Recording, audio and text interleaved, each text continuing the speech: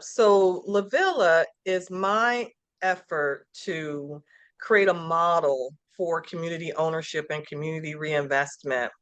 And one of the trailblazing people who has already, done this, has already been very successful at doing it, is Dr. Lucas. And so I'm so excited and happy to have her here on the call to give us her perspective about how this worked for her, to answer any questions you all may have about her work and what she does, and to get the conversation started, but also to identify where we can understand investing and investments better and how to start to build community equity around these projects.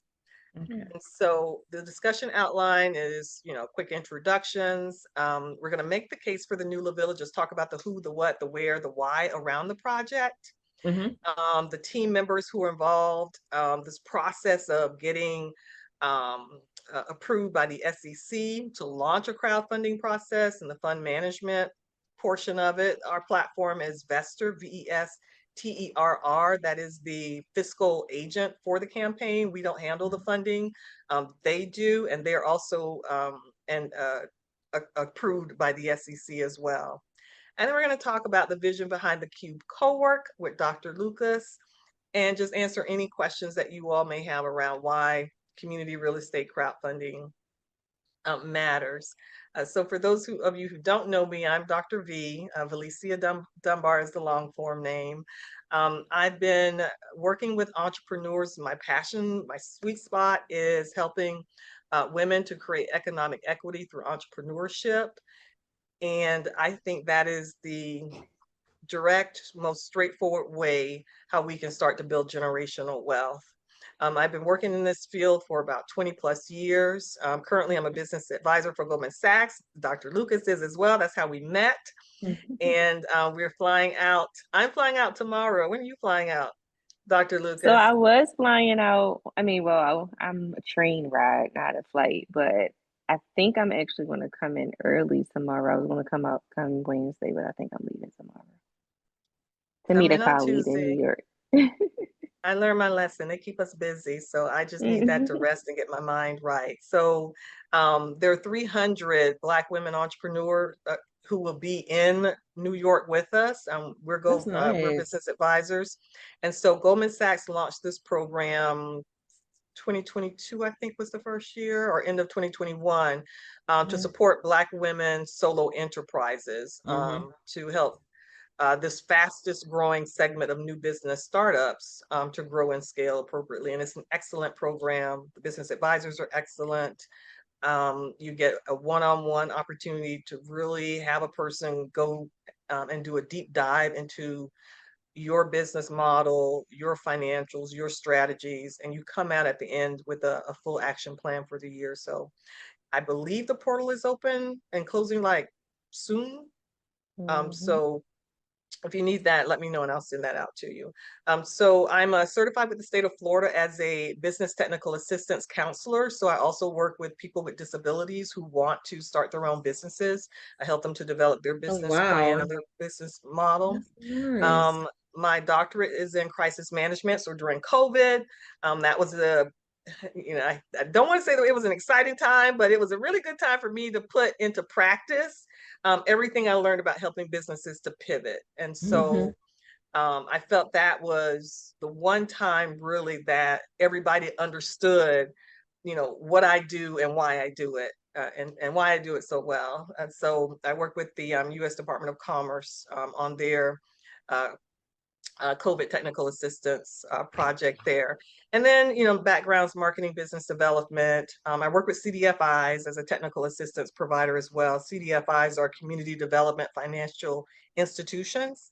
And so, they're a big part of the work that I do is helping people to become financially ready to grow and scale their business. Former federal employee, DOD, now, what is it, DOW? So, anyway, so we're, we're part of that too. And author of Diva Decisions, a book about women, power, and leadership, just really sitting in our own power and leveraging it to create the life that we want. So I'll return that over to Dr. Lucas to introduce herself. Hi, everyone. So I'm Dr. Tammira Lucas. I am the CEO and co-founder of the Cube Cowork, which is the largest Black women-owned co-working space in the United States, and we provide on-site babysitting services within our space. I'm a business professor at Tappan State University, which is an HBCU here in Baltimore. Actually, I learned that I'm not supposed to say where, but I'm a business professor at a HBCU in Baltimore. I'm also a venture growth advisor and consultant. Like Dr. B said, I do a lot of consulting for larger organizations that are supporting entrepreneurs. And so, not just with Goldman Sachs, but here in Maryland, Maryland Technology Development Corporation, which is the agency that receives funds from the state of Maryland to invest in tech and life science businesses. Um, I do a lot around entrepreneurship and community development and wealth building locally, nationally, and internationally. My doctorate is in business administration, and yeah, I feel like I've been doing this forever now. Super excited to be here and share my thoughts and expertise when it comes to, investment and crowdfunding from a real estate standpoint. As Dr. V said, we'll talk a little bit more, of course. This is a path that I chose as I grew my business to purchase the building that I'm currently sitting in right now. Yeah, and how many square feet? We are 15,000 square feet. Yes. Nice. Isn't that awesome? And we are, Yes. yeah, and we are 6,300. So she is correct. She is the largest That's nationwide. amazing. So that is amazing. And would you all mind introducing yourselves, if you like, Nicole or Sheila? You don't Yes. have to, or you could, Oh, yeah, go go ahead. ahead, Sheila. Okay. Yeah. My name is Sheila Brown Jefferson. I'm a nonprofit CEO and founder of Blessing Others All the Time. BOAT for short, BOATT. And June was 13 years. I've been volunteering for 13 years. My board has been volunteering for 13 years. So one day I know I'm gonna, hopefully by next year, get me a salary grant because I know they're out there. I just got to take time. But I also work full time at a nonprofit. You probably heard of it, Clara White Mission. So I'm just here to see what I can learn. And matter of fact, Absolutely. this year for my 13th anniversary, December 6th, I'm honoring 13 other small nonprofits at the Oh, UNF. nice. Oh, I love that. Keep me Yeah. in the loop on that. Thank you, Sheila. Yeah, keep me looped in on that. Let me know when Okay, it is. I seen the information, yeah. Okay, awesome. And Nicole? My name is Nicole London. I'm from Miami. I came here like 3 years ago. I brought my son here because he wanted to be an architect engineer. And I Love that. So Beaver Street Enterprise Center is the local incubator here where a lot of startups are. So that's one place to kind of go and see what events they have going on over there. And then if I were to send you to another one, Sheila, what second one would you send her to? where's that located at? Because I'm not familiar. It's Beaver, right Beaver off Street is downtown, kind of. Well, I call it downtown area. Nicole's downtown. So it's downtown So by where are you the at downtown, Nicole? What I'm area? near the stadium. Oh, okay, yeah. So it's probably, historic east side. So let's just see, go I'm all the way trying to think down of Union Street, and then make a left and get on Beaver Street. It's less than a mile from you. I yeah, it's can give not you the that far. directions. Yeah. What's the name of it? Beaver Street Enterprise Center. Okay, Beaver Street Enterprise Center. I Yeah. think I've seen it on the corner before because I think I go down Beaver every day to get on the expressway. I think I've seen it on the corner. It's a brick building. Oh yeah, it's on the Blue, right hand blue and gray. side. So you know where the big church is, Shallow. Yeah. Yeah. So it's close to that, like it's across the street, sort of, to me. Got Yeah. a few more blocks. It's tricky. I'll Yeah. send it to you. Okay. Yeah. So that's where my office was. And one of the things, and I started when I first moved here, that's where my office was. One of the things that I did initially was to start having weekly business acceleration labs. I just saw that there was kind of a disconnect around getting information and resources to people. It just seemed like it was disjointed. And so I moved my office there and then started having business acceleration labs and realized that there were so many women coming in that we needed more of a safe space because it would close and then some would stay late and we were done. And that is when I opened my first co-working building, and that was 4,000 square feet Oh, wow. over on Julia Street. Mm. COVID hit, closed it, reopened it, but what killed it was the ceiling collapsed in the building. And Oh I my started God. looking around for another location, and that's when I came upon this building that was available in LaVilla, and the price had just dropped where it was totally manageable. And so this is where we are now. Purchased it in 2021, and now we're moving through the architectural drawings, all of the soft cost phases. Dr. Lucas, was your building already built, or did you have to build it up? No, so my building was actually built out already. It was a co-working space that existed in this building. However, I mean, it was redeveloped to be a co-working space. However, the previous owner wasn't really business savvy and didn't understand how to build out a business model that would be scalable for co-working. He was really kind of focused on making it an art gallery, and that's just not the market here in Baltimore. Yeah. Yeah, so you have to pay attention to the trends for sure. And so we realized that co-working was a workable model. And we also realized that a space that was a safe space for women was also a good model. And so we had the lactation rooms and we also had the meditation rooms. And then we brought in yoga in our bigger conference room.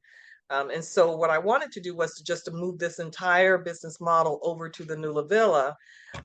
And because the building has been sitting for a while and was vacant, it needs to be completely built out. So this one, the building is there. It was built in 1909, and Wow. a furniture store owned it. So it was a big open space for furniture warehouse. But it needs to be built out. They hadn't used it in like 30 years. And so the first thing I wanted to do was to get it historically landmarked because so many buildings and homes in that area had already been torn down. I wanted to at least protect one building and make sure that there would be no additional tearing down of these historic places. And so this project is a $1.2 million raise to complete that build out and to open our doors by 2028 at the latest. Oh, nice. This is going to be the New LaVilla Entrepreneurship Center and Co-working Spaces, and it's a mixed use facility. What makes it attractive is we're located in this, major intersection in North Florida, where we're the connection between I-95 going north and south, and I-10 going east and west, connecting Pacific to Atlantic and then New England to Florida. We are in the Gullah Geechee commercial corridor, so the history and the heritage in this area is just as attractive as the new market drivers that are coming into the space. And when we filed the paperwork and put together the package for the crowdfunding campaign, it was important for us to put all of this marketing data and make the case for this being a growth area and that it made sense to put a co-working space in this area. The historic and heritage side of the New LaVilla is that it was founded by Black Union soldiers in 1866. It was the largest municipality or suburb incorporated in Jacksonville in 1869. And the entire area developed as the Harlem of the South. It was the birthplace of James Weldon Johnson, who wrote Lift Every Voice and Sing. Old Stanton High School is 2 blocks over where he used to be the principal. And that is also going through a major, beautiful building, also going through a major renovation. It was known as the Colored Man's Railroad because the train station, the terminal, is also located in LaVilla. And so the Pullman Porters were located there. A. Philip Randolph had his organization stationed there as the founder of the Colored Man's Railroad. So a lot of rich history in this area. And of course, the blues and the jazz were central and core to that. The Will Hotel came about in 1913. The top of the building was the Will Hotel. Fannie Harvey was the proprietress who rented the rooms out to Cuban lodgers who worked in the cigar factory, but also Jewish families and African-American families. One of the ladies actually worked at Stanton High School, who was one of her tenants. And so we're keeping the look of the building with lodging upstairs and then the commercial downstairs. As far as LaVilla itself, new investment is driving investment and interest in this area. So it's going to be the newest downtown destination in Jacksonville by 2028. So far, there has been investment with the LaVilla Heritage Trail. Uptown LaVilla is coming on board with an $80 million investment. These are private investors. The Regional Transportation Center has been completed. That was a $57 million project. They were very intentional about calling it the Regional Transportation Center at LaVilla because the value that that name is now adding to these projects. Lift Every Voice and Sing Park was completed last year, and they broke ground on that as a tribute to James Weldon Johnson and his brother. Now, housing was pretty much eliminated in LaVilla to put I-95 through it, but they are now bringing back townhomes and apartment buildings. So more than $1 billion in investment is coming into this area over the next few years. And the most recent announcement is that the University of Florida is building their graduate campus in this location as well for $130 million. And their first courses will start to accept students in fall of next year. And then in addition to LaVilla, if you look around Jacksonville, Jacksonville is getting attention from outside of the state. The Urban Land Institute designated Jacksonville as a supernova city, only one of 5 cities that they recognize for rapid business and economic growth out of the entire US landscape. We are, as Nicole said, we are the largest city by area in the US. And we're the 10th most populated in the US as well. But this designation by Urban Land Institute is very significant in terms of marking the investment that is coming here. So the other drivers, of course, low unemployment, and we don't have a state income tax, never hurt. And we've been ranked as the 4th best city for new startups. And then Jacksonville Jaguars, you know, it was interesting. I was in one of the other webinars, one of the potential investors said that she really didn't have a reason to come to Jacksonville. And then she said when she mentioned it to her brother, he said, oh, well, Travis Hunter is there. So, you know, there's a reason, even if it's sports. We have golf, you know, we have NFL franchises. So there's a reason to come here. And so the reason that we put the 2-bedroom, 2-bath unit there is for members and investors to have a place that they can stay when they come here. And so I'll talk about the usages as well. Now, the market demand for co-working spaces, this data we pulled from Statista. There's a demand for about 300,000 square feet of co-working space needed here in Jacksonville to service up to 9,000 new customers. And when you look at the different types of usages, we will have, you know, dedicated desks, the virtual office spaces, all of the amenities that are usually part of a co-working atmosphere. Okay, our unique value proposition is that we're focusing on the growth, the co-working plus wellness niche. Again, we have the residential live work unit for members. We will have the wellness rooms, and we'll have coaches, life and business coaches on site as included as part of your co-working membership. We're focused on entrepreneurs who appreciate culture, sustainability, and mission-driven collaborative community-based programming. So this is a snapshot of all of the other destinations that surround us. When you want to know if people are going to come in and use this space, we're located across from the courthouse, which has 1.1 million visitors every single month. Traffic is 6,800 average annual average daily traffic, cars coming through Broad Street every day. Broad Street is still a major commercial street, and it intersects with Ashley, which was the other major cross street. So this is the center of everything in Jacksonville. It just Oh, needs to be developed. okay. So this is the current look of the building. Mm-hmm. Wait, th- are you the showing city, your these colored screen? windows, the city, this is the city's thing. These colored windows. Yeah, I've passed by The, this building so many times, and I kept saying, "Why they haven't did nothing to this building yet? Like it's in a perfect spot." I waiting always for say that. I've it, had, it, you made the right statement. It's in the perfect spot. So waiting on, yes, I pass by every day. I was like, "Oh my God, this building!" Because I'm like, "Look, it got good bones." yeah, waiting on the history department, waiting on DIA, waiting on planning, I you know, know. So you waiting have on the whole everybody. three buildings right there, all that right there from the. That's Yeah, nice. and so we do want to talk. The city owns the one in the middle, and that's an eyesore. And so we have soft conversations with the city. We just need to figure out what it is that we can do um, to acquire that, or at least maybe lease Yes. it. So we're trying to figure out, because something has to be done with that one if we're going to have, Yes. you know.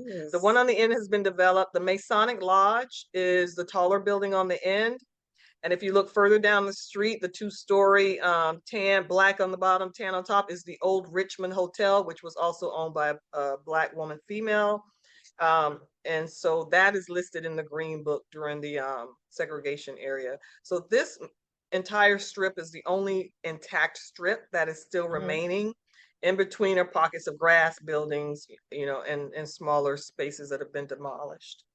Oh So yeah, and this the is our other building future past that Oh, rendering. building, that's excuse me nice. for interrupting, but then the last building that you can't really see, that's Claire White Mission where I work. Oh, on the end, that is it. Yeah, Okay, Oh, so okay. so the real tiny one is on the corner of Ashley and Broad. It Mm-hmm. yes, used to be the Mm-hmm. theater, Mm-hmm. yeah. the old theater, and they turned it into a It's um 100 a, years old. Yeah, a Dr. social Eartha service White. building. Yeah.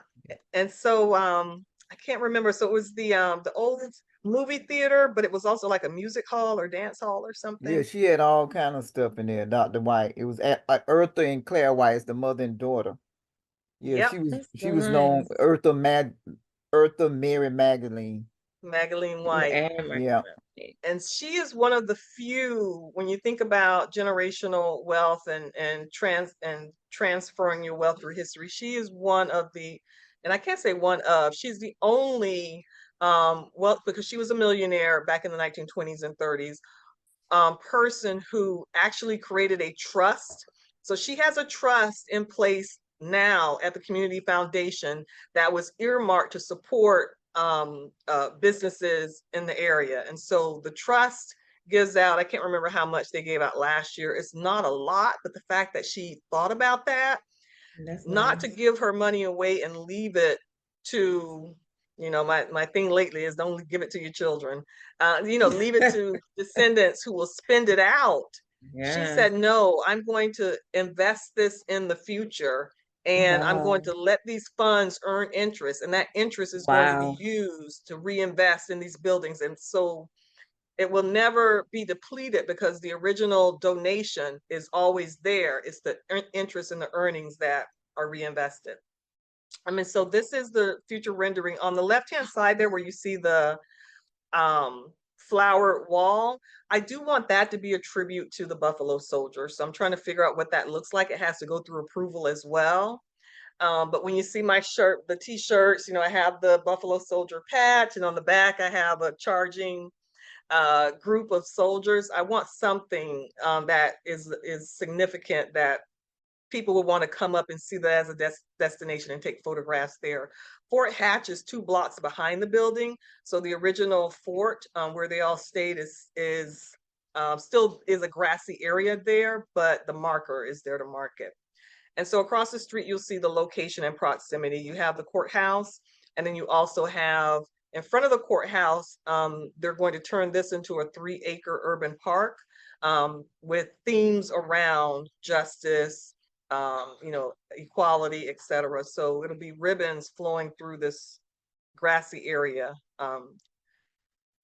that will attract customers as well. So we're all around the LaVilla Heritage Trail, the urban park, all the other development. We're centrally located. This is the mixed use for the building. These are our current renderings, and right now we're updating them because zoning required that we have a private residence for the 2-bedroom, 2-bath unit. So we're amending it to put that in. So there'll be here where my cursor is to the left, a separate entrance by the main entrance. But the downstairs will have retail, coffee shop, and gift shop. In the back will be the co-working spaces and the conference room. Upstairs in the front is going to be the small meeting event space to hold 35 people. So we're thinking boutique weddings for people who are getting married at the courthouse and they just want to come and have a small gathering.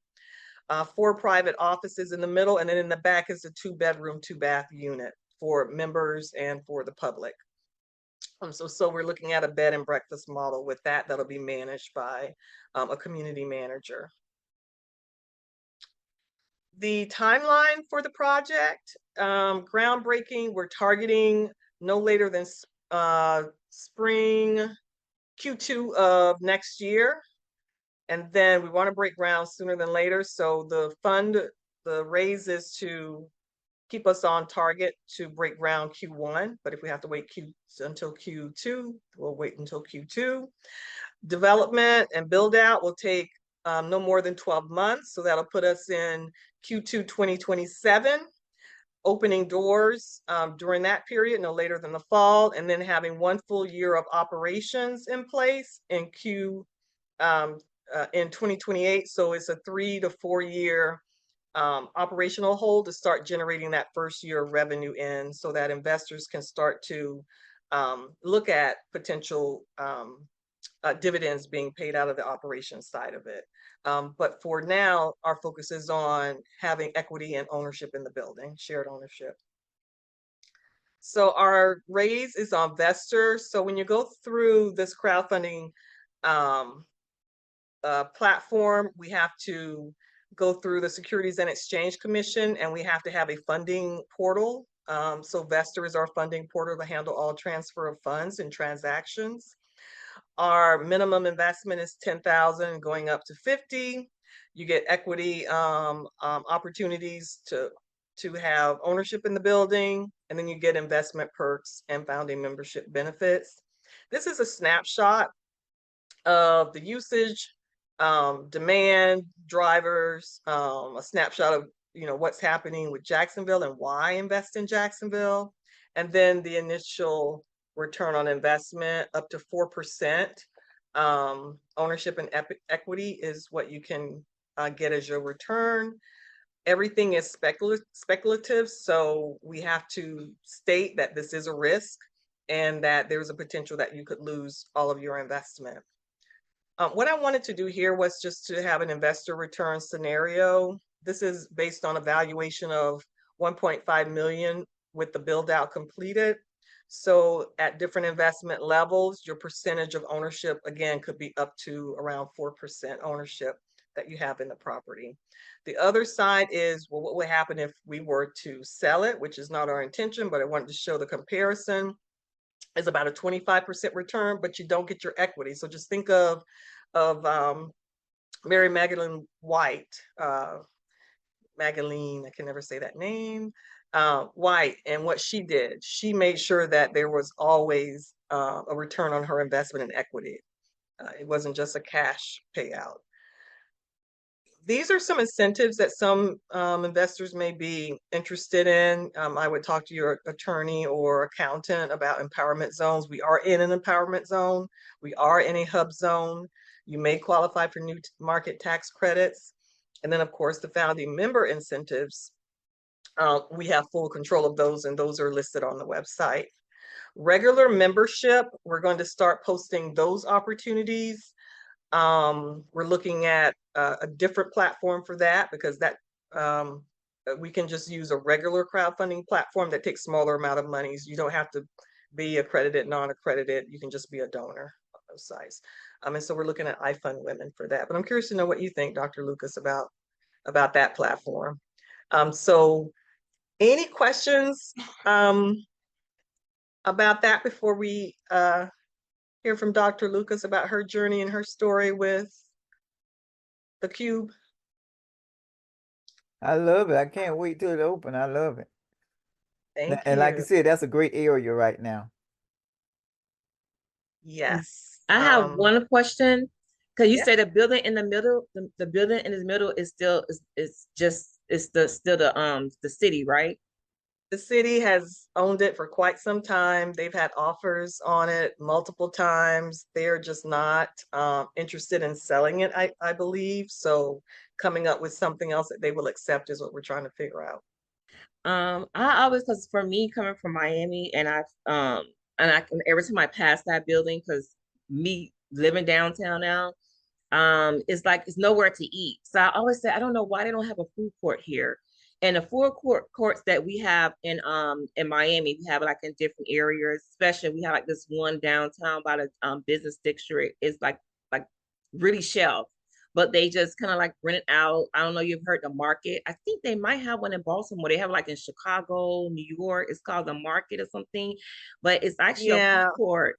But they have like different chef, like real chef, like, you know, just like people that have like food trucks and stuff, but they actually have somewhere to go. Because I know y'all are doing a lot of entrepreneurship, so that would be like, okay, we can branch our entrepreneurs over here. But Yeah, it's really nowhere to eat downtown. That's like one of the things that we so into, like food. It's like, so I'm like, if that could be like yeah, a food court, so you know, if people are working next door, we can go eat food. People from the courthouse, it will bring so much traffic to, you it's know, in somewhere to progress. eat Yeah, and to that's in entrepreneurship. progress. Yes, but I was like, food courts, like they don't have them, and for us, it's like that's something that we into, like the food. You know, it's like in Mhm. downtown, it's very hard to go somewhere to eat because they don't have a lot of places. I have to go over Yeah, I agree. Riverside, St. So, Marcos to eat. You know, so yeah, in 2 years you won't have a problem. yeah. It's coming fast. So thank you for mentioning that. Yeah. All right, Dr. Lucas, I will turn it over to you and hear your thoughts. I'm excited to hear, how you brought the Cube together. Yeah, so the Cube, we didn't necessarily have to do a crowd equity raise for the operations or anything. We had already been existing. That we're actually going into our ninth year in Oh, less than a wow. month. So October the 5th will be our ninth year anniversary. Well, However, congratulations. thank you. The opportunity to purchase the real estate that we are in, and this is our second location. We started just in a 1,200 square foot building and grew over the pandemic into this 15,000 square foot building. And so when I thought about purchasing $1 million building in a neighborhood that once wasn't predominantly Black in Baltimore, it was actually a predominantly white community, and it's really steps away from Morgan State University. I knew that it was important for me to allow my community to be able to have some type of equity stake. And that was for two reasons. One, to change the mindset around to change the mindset about wealth building. Our raise, you could invest as low as $100 or as much as you want. And so while $100 is not going to return you thousands of dollars, what it is going to do is help you to shift your mindset and ownership and understanding that you can certainly invest in something that is valuable for the community, that's for us, by us, um, and growing by us. And in my window, it says mom owned, Black owned, women owned. And I make that very clear no matter what, right? And so we use a platform that is actually no longer in business called Mainvest. And so that just gave us an opportunity to allow our community to invest as low as $1,000. It's been a journey in purchasing the building. We are actually supposed to close in 10 days. So we're finally at the finish line that we started probably approximately like 2.5 years ago. Um, but I think, you know, sometimes when you're going into a purchase that's so large, you can have anxiety or fear around it, right? Especially with the climate of where we are in our government.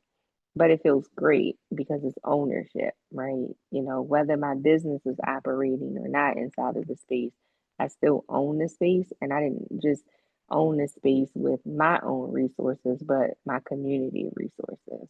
And so I think that that is why, you know, community reinvestment is super important and it actually matters because my investors come, some of them are not from Maryland or Baltimore. We have investors all over, but those that do come in or that are our members or utilizing our space, um, you know, the saying is when you are invested in something, you're more than likely to take care of it better. And so I feel protected in our community because, you know, it's very clear that this is not just a Dr. Tammira Lucas space, but this is a space for us and for our community. And so, and it also changes the narrative in our communities, right?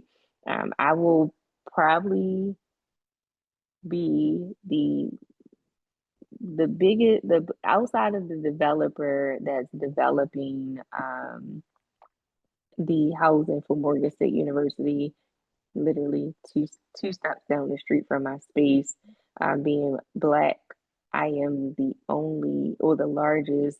Um, I'll be the only Black woman to own such a large space in this community, and so that brings a sense of just me being proud because I'm from Baltimore, and the narrative around Baltimore, especially today, is not that greatness comes out of Baltimore City. And I grew up in a real Baltimore. I grew up in The Wire. Okay, like I know everyone What is seen it? The The Wire. movie, the movie? Yes, I grew up where Freddie Gray riots happened. That's where my family is from, the same projects that he was murdered in. And so I like to say that because I think that when people think of Baltimore, they just think of what they see on TV or they hear on TV, but we're not telling the stories of ownership and wealth building and entrepreneurship. And so, um, yeah. And the That's Cube, amazing. thank you. Amazing. So, when I moved here 10 years ago, I felt like there was something missing, like some trauma there and Sheila, maybe you can kind of give me better context. So I felt like there was something that was intangible that may have happened here that was maybe some trauma that was left over because I would go into the LaVillas. So there was LaVilla and then there's Moncrief where all these historic businesses and homes were, and they, were torn down or disinvested. And I said, somebody needs to kind of bring everybody together as a community and just have something that we own. And it sounds like that was the same kind of model or mindset that you were searching for, like that one thing. And I called this just reinvesting one building at a time. Like, I don't have $1 million, but together we can bring this together and have community ownership and then replicate it. Do you think that you may think about it in terms of just doing it in other Oh, places and absolutely. just replicate? Yeah, absolutely. The goal is certainly to replicate it, and to replicate it in communities similar to Baltimore. You know, I'm solving a problem for childcare. Childcare has always been a major issue for mothers to expand their careers or to even enter into entrepreneurship. And so we are developing a franchise model so that people can replicate this around the country. Oh, maybe we'll have the Cube Cowork in our co-working space. Yes. I love that. I love that. And that's how we continue to pass on the knowledge. I think that the not only the social capital, but the knowledge capital is sometimes lost. And people are always starting over. Business owners are always starting over.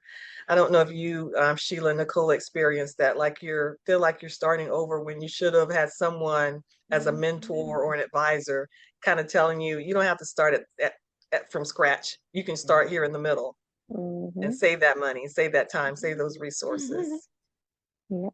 Yeah, So moving we here, hope I feel this will like I'm be. starting over in Jacksonville because I don't know nobody here. So it's feel like a start over.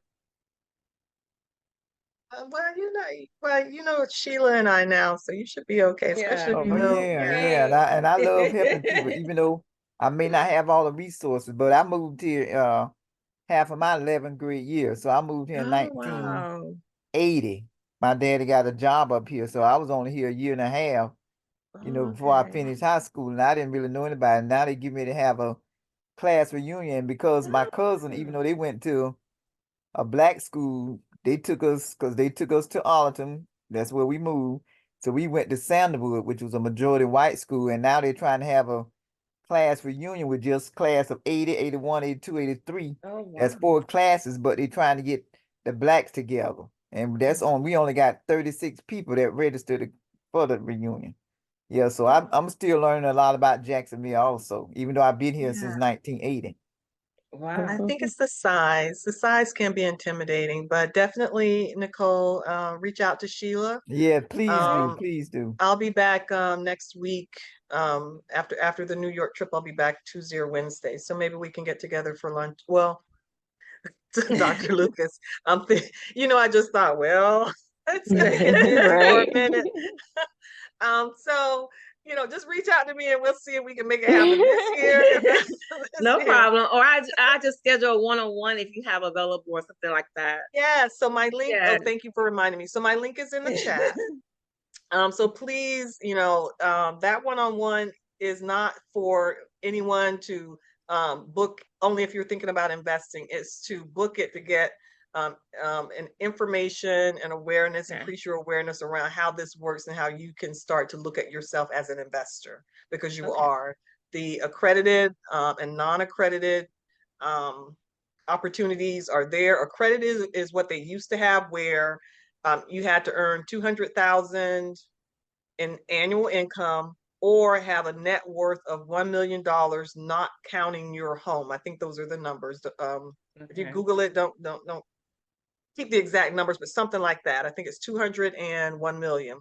Now with the Jobs Act coming into law, you don't have to have that. You can have less as long as the proportion of your investment doesn't reach a threshold of your total income.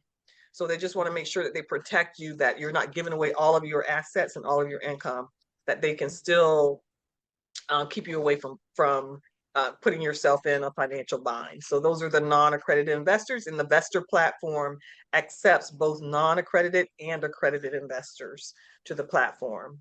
Next week, we're going to be talking with Elisa Owen. She is a real estate investor and developer she's also a business advisor in California. And she has a wealth of knowledge about just the real estate and commercial real estate field. And so she's going to talk to us about her story, her journey, and why this makes sense through her lens as a real estate professional in her space. Any other thoughts or questions for me? This is my contact information, so please go to the website. Please follow us on Facebook, social media. Our LinkedIn page can use some more followers. We are really just trying to get the word out to as many people as possible at this point. We're going to start phase 2 of the campaign October 1, so that's when we'll start taking smaller amounts and investors. It won't be on the Vestor platform, so we'll have 2 campaigns running simultaneously for people who just want to give, and that's the feedback we've been getting, like you did, Dr. Lucas. People just want to give. They don't have 10,000. They won't be able to purchase or have equity opportunities, but they do want to give something, and so that's what we're going to start focusing on in the next phase.